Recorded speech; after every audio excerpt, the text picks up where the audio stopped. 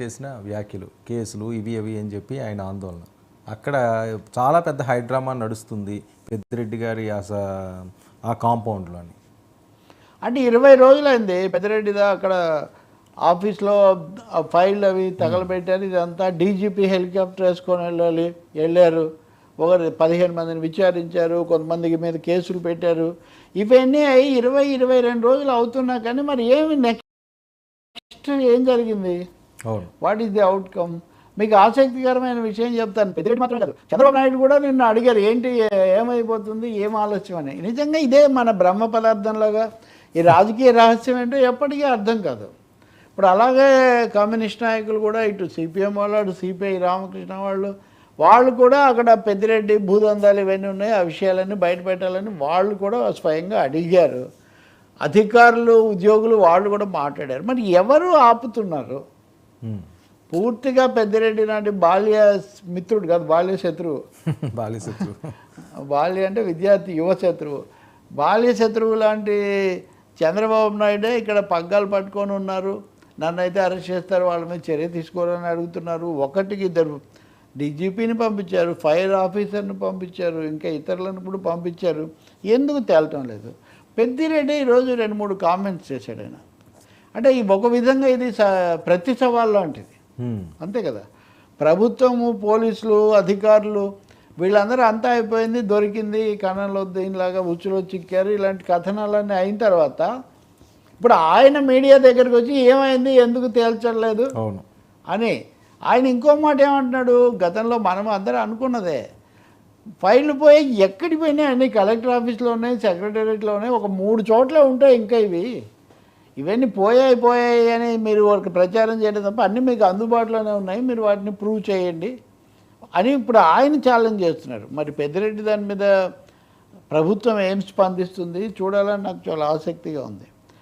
ఖచ్చితంగా అంటే ఒకటి దగ్ధం, అది గజం మిథ్య పలాయనం మిథ్య అన్నట్టుగా ఫైళ్ళు లేకుండా పోయింది, దగ్ధం ఏం అవ్వలేదు, అన్నీ ఉన్నాయి, అందుబాటులోనే ఉన్నాయి.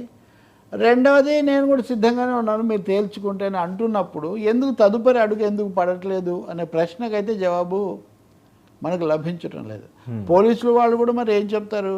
ఆయన ఇంకోటి అన్నారు, ఆయన కూడా అడ్మినిస్ట్రేషన్లో ఉన్నారు కదా, ఏదో హెలికాప్టర్లో డీజీపీని పంపించడం ఇట్లాంటివన్నీ ఒక పొలిటికల్ డ్రామాకు పనికి వస్తాయి కానీ వాస్తవంగా వీటి వల్ల ఏం పెద్ద జరిగేది లేదు, నిజాలు తేల్చండి అని ఎవరైనా అడిగేదే, నిజాలు తేల్చమని. Why it is not happening? ఎవరైతే నిందితుడో లేకపోతే ఆరోపణలకు గురయ్యారో ఆ నాయకుడే వచ్చి దాదాపు సవాల్ చేసినట్టే.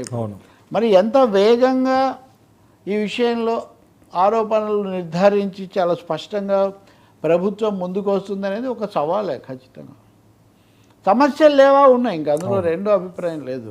అలాగే రైతు సంఘాలు అవి కూడా అడిగాయి, మీరు ఈ రాజకీయమైన హడావుట్ చేయడం తప్ప అసలు ఏ భూములు, ఎన్ని ఎకరాలు, ఎవరికి పోయినాయి, ఎవరు తీసుకున్నారు, ఈ విషయాలు మీరు ఎందుకు చెప్పరు?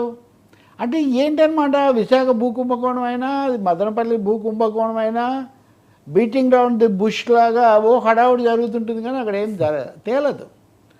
అంటే దాని మీద సందేహాలు కలుగుతున్నాయి. ఇప్పుడు ఆయన మీద సందేహాలు ఒకటైతే ఈ ప్రక్రియ మీద కూడా ఇప్పుడు సందేహాలు కలుగుతున్నాయి.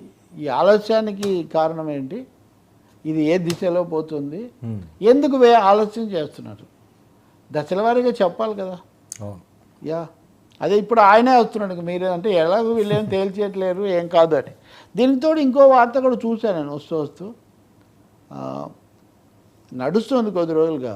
చాలా కీలకమైన పుంగనూరు ఆ ప్రాంతంలోనే తెలుగుదేశంలో ఒక 2 వర్గాల్లాగా ఏర్పడి ఒకరి మీద ఒకరు కేసులు పెట్టుకోవటం, పోలీసులే కొంచెం మధ్యలో సంధి పాత్ర వహించి కొంచెం మీరిద్దరు ఒకటే పార్టీ అయ్యాని.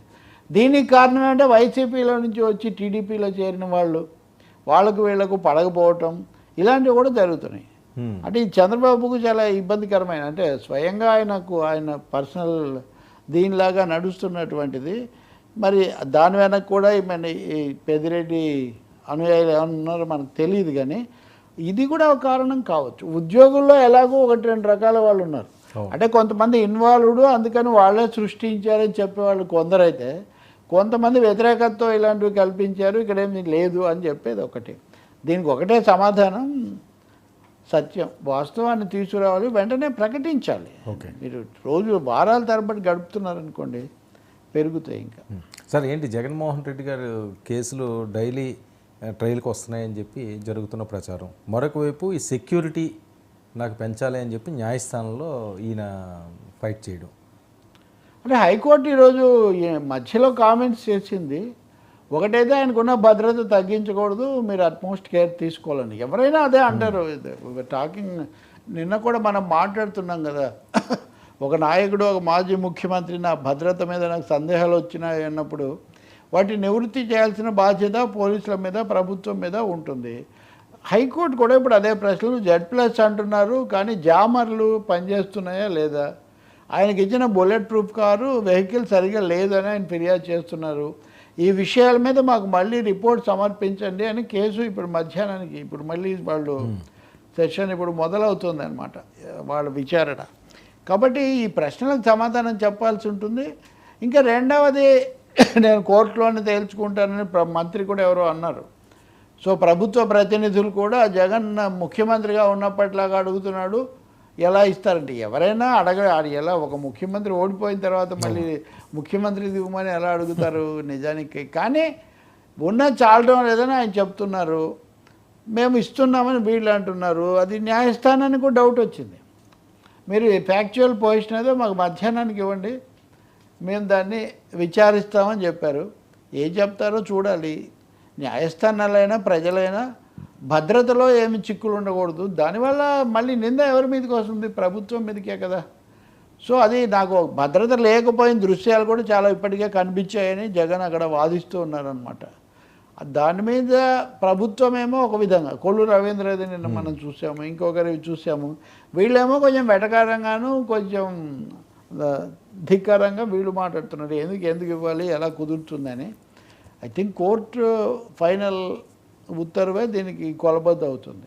అయితే అప్పుడు కూడా ఏముందండి, ఇప్పుడు మీకు నాతో మాట్లాడే ఇష్టం లేదా, ఏదో ఒకటి మీరు బాబాయ్ మైక్ అంటావు అనుకో, ఇప్పుడు చూస్తాం కదా మనం. కాబట్టి పోలీసులు వీళ్ళందరినీ కూడా కోర్టులు సాంకేతికంగా న్యాయపరంగా ఉత్తర్వులు ఇవ్వగలుగుతారు. తూచా పాటించకుండా చేస్తారని కూడా నమ్మకం లేదు కదా. ఏది కోర్టు ఇచ్చిన దాన్ని తూచా పాటించకుండా అది లేదు కదా. ఇప్పుడు గతంలో ఇచ్చారు, అమలు జరగలేదని వీళ్ళే అంటున్నారు, పిటిషన్ వేసిన వాళ్ళు. మీరు ఎందుకు అడుగుతున్నారు, మరి నమ్మకం లేదనుకుంటాను వాళ్ళని కూడా అంటున్నారు.